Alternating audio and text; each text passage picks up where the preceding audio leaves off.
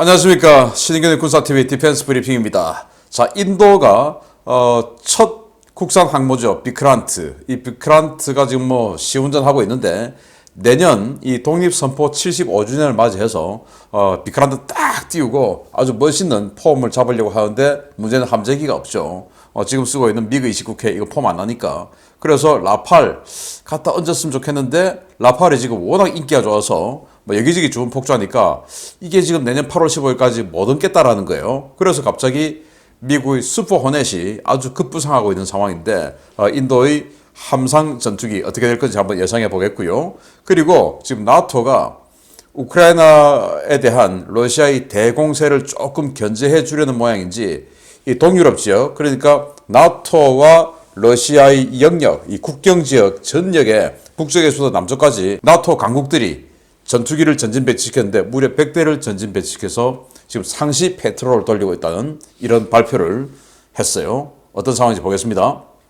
인도 해군의 차기 함상형 전투기 사업 일정과 규모가 다소 조정된 가운데 라팔 M으로 사실상 굳어질 것 같았던 경쟁 구도에 변수가 생긴 모양입니다. 인도가 라팔 M과 슈퍼호넷 사이에서 고심하고 있다는 소식입니다. 인도의 신형 항공모함 비크란트함에서 운용할 26대의 신형 전투기 구매 사업에서 인도가 프랑스 다소의 라팔 M과 미국 보잉의 F-18EF 슈퍼호넷 블락 3를 두고 고심하고 있다고 인포 디펜사가 현지 시각 4월 18일 보도했습니다. 매체는 인도는 지난 1월 고아 지방의 한사 기지에서 라팔 M 전투기의 기종 평가를 실시한 데 이어서 최근 보잉으로부터 F-18EF 2대를 넘겨받아 현지 기종 평가를 실시하고 있다 라며 인도가 두 기종을 놓고 깊은 고민에 빠졌다라고 전했습니다. 인도의 고민이 깊어지는 이유는 납기와 기술 이전 때문인데요. 인도는 인도 독립선언 75주년이 되는 내년 8월 15일에 맞추어 비크란트 항모를 취역시키고 그 전에 신형 전투기를 가져와 취역식 때 선보이기를 희망하고 있습니다. 그런데 인도가 사실상 1순위로 점 찍어놓은 라팔 M은 내년 8월 이전의 납기 일정을 맞추는 것이 사실상 불가능한 것이 인도 해군의 고심을 깊게 만드는 원인이 되고 있습니다.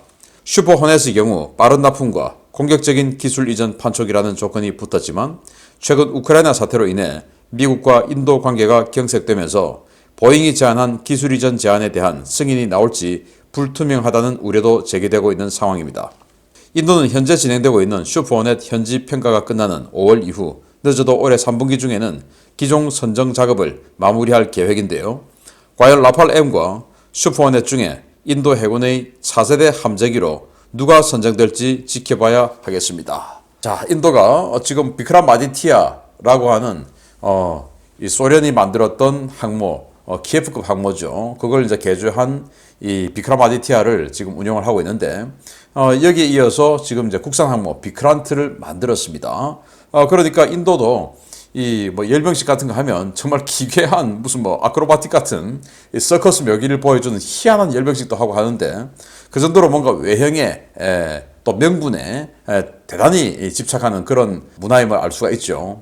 그래서 독립선언 75주년이 되는 내년 8월 15일 날 딱 국산 항모 보여주면서 여기에 정말 멋들어지게 생긴 미그 29K 뭐 이런 거하고는 비교가 안 되는 끝내주는 비주얼의 전투기 쫙 이착감시키고 이런 모습을 보여주고 싶은데 문제는 라팔 지금 인도 공군이 36대 운용하고 있으면서 아주 뭐 평가도 좋고 하니까 이거 라팔하고 동형 기종인 라팔 M 이걸 딱 얹어서 딱 하면 딱 좋은데 문제는 라팔이 요즘 뭐 너무 인기가 좋아서 전 세계 여기저기 팔리고 또 그리스 같은 데는 아주 신속하게 좀 납품해달라 이렇게 해서 급행하고 있는 중이고 이러다 보니까 인도가 내년 8월 15일까지 그 이전에 이제 라팔이 들어와야 또 여기서 이착함도 연습하고 해야 되지 않습니까? 그러려면 최소 5월쯤에는 들어와야 되는데 이게 지금 어려워지고 있다라는 거예요. 그러면은 여기다가 뭔가 얹어야 되는데 그렇다고 미그 29K 그거 다시 하기에는 이건 또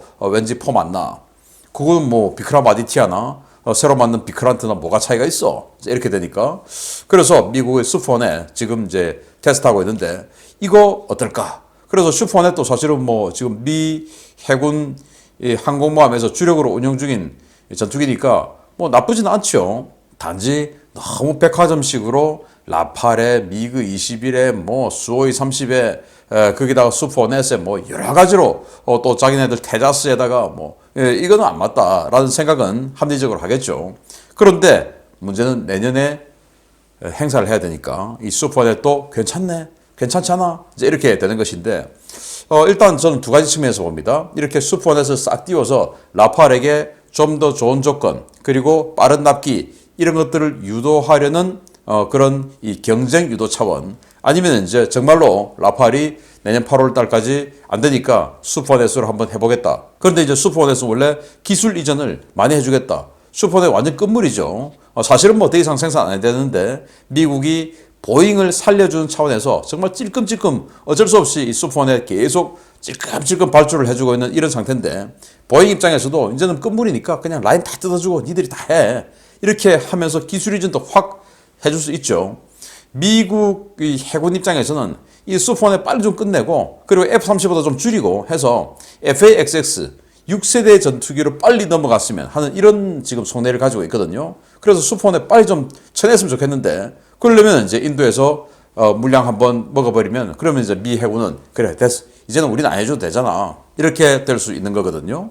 자 그래서 지금 뭐 양국의 그런 이해관계가 맞지만 최근에 러시아를 이 경제적으로 외교적으로 압박하는 이런 여러 가지 외교적 행위에서 인도가 빠지고 있죠. 계속 기권하고 그리고 러시아의 석유를 어마어마하게 싼 가격으로 계속 또 사주고 있고 이러니까 러시아가 계속 전쟁을 치러낼 수 있는 체력이 유지가 되고 있는 것이에요. 인도가 좀 빠져주면 중국은 어쩔 수 없다 하더라도 인도가 좀 빠져주면 괜찮은데 그래서 지금 인도하고 미국하고 지금 사이가 썩 괜찮은 사이가 아니에요. 이런 상황에서 미국이 기술 거래 다 줘라 할 수 있을까? 이게 이제 변수인데 앞으로 어떤 결론이 나올지 거기다가 이제 여기 국방과학연구소라고 할 수 있는 DRDO죠. 여기에서 아니 우리 국산하고 싶은데 이래가지고 원래 이 함상 전투기가 57대가 사업이었는데 이걸 DRDO가 우겨가지고 우리 테드 BF 할 수 있어. 테자스를 가지고 함상형으로 만드는 거.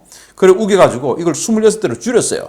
그러다 보니까 라팔의 다소든 이 F-18 슈퍼넷의 보잉이든 둘 다 57대에서 26대로 물량이 줄어버리니까 또 이제 매력이 확 다운돼 버리죠. 그래서 조금 덜 적극적인 이런 상황도 있다.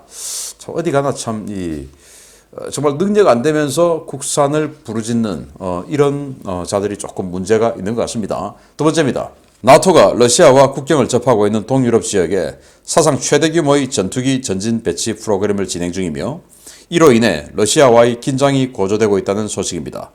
굳이 이렇게까지 할 필요가 있는지 모르겠습니다. 나토는 동맹국들의 영공을 보호하기 위해 동유럽 전역에서 24시간 상시 공중 초계 작전을 수행 중이며 이를 위해 대량의 전투기를 전진 배치했다고 옌스 스톨텐베르크 나토 사무총장이 현지 시각 4월 18일 밝혔습니다. 스톨텐베르크 총장은 우리는 나토 영토의 모든 부분을 방어하기 위해 필요한 모든 조치를 취할 것이라고 분명히 말했다. 라며 나토는 러시아가 우크라이나를 넘어 동유럽으로 전쟁을 확산시키는 것을 막기 위해 100대 이상의 전투기를 북쪽 끝에서 남쪽 끝까지 배치하고 있다. 라고 밝혔습니다. 스톨텐베르크 총장은 구체적으로 어느 나라에 얼마나 많은 전투기가 전진 배치됐는지는 언급하지 않았는데요. 미국과 영국, 네덜란드, 스페인, 이탈리아, 캐나다 등이 동유럽 각지에 전투기를 파견한 사실이 외신을 통해 일부 보도된 만큼 나토의 동유럽 공중 초계 전력은 냉전 이후 최대 규모로 운용되고 있는 것으로 평가되고 있습니다. 나토의 이 같은 행보는 러시아의 반발작용으로 이어지고 있습니다. 러시아는 이번 전쟁 발발 이후 공중 전력 부족으로 발트 지역에서의 공중 도발을 거의 하지 못하고 있는데요. 나토의 전투기 전진 배치 숫자가 증가하고 24시간 초계 체제가 갖춰진 지난주부터 발트 일대의 러시아 전투기 활동이 크게 증가하고 있는 것으로 나타났습니다. 이와 관련해 폴란드 공군 부감찰관인 이레누시 노악 준장은 칼리닝그라드를 거점으로 한 러시아의 수호이 35, 수호이 27, 미그 29 전투기의 활동이 크게 증가했으며 이로 인해 발트해 지역으로의 스크램블 임무 횟수가 크게 증가했다라고 우려했는데요. 나토의 전투기 전진 배치에 가뜩이나 부족한 러시아 공군력이 더 힘들어지게 생겼습니다. 자, 나토가 이렇게 100대 이상의 전투기를 발트 3국, 뭐 제일 북쪽은 사실 노르웨이지만 노르웨이는 뭐 자체 능력이 되니까 발트 3국, 그러니까 라트비아, 리투아니아, 에스토니아죠. 그 3국부터 시작해서 폴란드, 슬로바키아, 루마니아에 이르기까지 쫙 해서 전진 배치시켜줬다. 근데 방금 제가 언급한 게 그동안 뭐 보도를 통해서 어느 나라가 이렇게 가졌다라고 하는 그것들을 이제 가지고 제가 뭐 미국, 스페인, 뭐 캐나다, 이탈리아 뭐 이런 이야기를 한 건데 프랑스 보도는 한 번도 나오지 않았지만 당연히 프랑스도 가 있겠죠. 그러니까 이런 식으로 많은 나라들이 이 서유럽의 이 선진국들이 이 동유럽 쪽에다가 전투기를 몇 대씩 각출해서 이렇게 보내놓았는데 이게 지금 왜 이러냐? 뭐 지금 러시아의 핵무기 사용 관련한 이런 설들도 흘러나오고 있고 이런 와중에 핵무기를 사용하지 못하게 하려는 군사적 억제력 차원의 표현일 수도 있지만 지금 러시아가 돈바스 지방에서 또 우크라이나 동부 지역에서 대규모 공세를 이제 시작하는 입장에서 러시아의 항공력을 갉아내기 위한 그런 작업이 아니냐. 직접적으로 우크라이나 영공에 들어갈 수는 없지만 이렇게 국경 지역으로 대규모로 전진 배치시켜줌으로써 칼리닝그라드, 또 상트페테르부르크, 모스크바 이 지역을 지키기 위해서 아주 필수적인 그런 전투기들이 있죠. 러시아 입장에서는 그 전투기들이 소수나마 빠져나가서 우크라이나를 공격하는 데 사용하지 못하도록 이렇게 뭔가 압박을 해주는 이런 양동작전이 아니냐라고 생각이 되고 아무튼 이 러시아가 우크라이나에 대한 이제 2차 대공세를 시작했는데 여기에 이렇게 나토는 직접 참전은 못하지만 나름 노력은 하고 있다. 이런 상황인데 제가 계속 이 군사TV와 국방TV를 통해서 지금 이제 시작된 러시아의 2차 대공세에 대해서 계속 여러분들께 정보 취득해드리겠습니다. 자, 나토가 이렇게 전쟁을 덮고 있습니다. 마치겠습니다. 감사합니다.